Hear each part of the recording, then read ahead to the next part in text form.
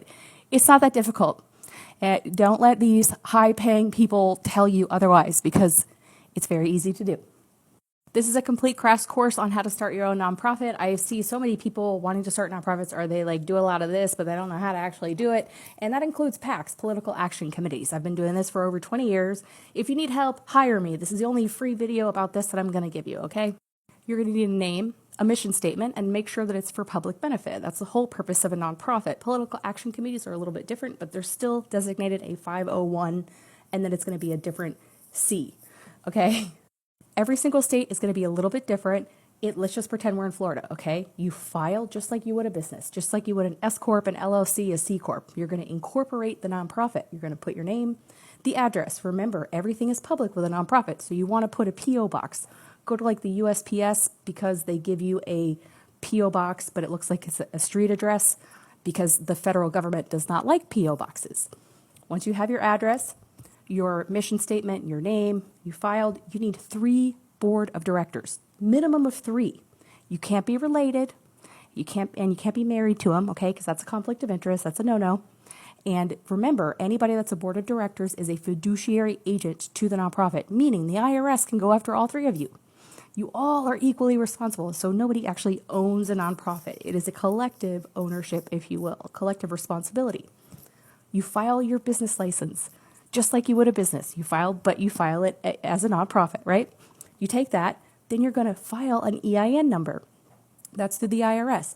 Somebody is going to have to put in their driver's license and some more personal information to validate that you're a United States citizen, because only U.S. citizens can file nonprofits in the United States. Once you have those 2 documents, you're going to go to pay.gov. It is where you're going to do business with the federal government. You're not going to fill out a 1023 form. 1023 form is the long form. It's ridiculous. No, thank you. You're going to go and find the 1023 EZ form. It's 4 pages. It'll take you 15 minutes. You're going to put the same information that you did on the state filing on the 1023 EZ filing. I believe it's around $275. Before the pandemic, I could get client status in around 2 weeks. It's taken a little bit longer nowadays because they're a little short staffed, but it takes way less time than a 1023 long form, okay? So once you get that approved, you take that, you open up a bank account, and you're ready to go. You have one last step. You take all that information, go back to the state that you filed in, and you might need to register your nonprofit as a charity. In the state of Florida, the Department of Agriculture regulates charitable licenses. So I would need to register that nonprofit with the Department of Agriculture. The end, you're done. There's a little bit of nuance in between. You have to write bylaws and, come up with the, Robert's Rules of Order to make these like official meetings and, all that kind of stuff. But that's easy peasy. So that's it. That's all you have to do to file a nonprofit. It costs a couple $100. At least 3 people. You need to have a mission, a vision, do something for public benefit, set up a bank account. The end.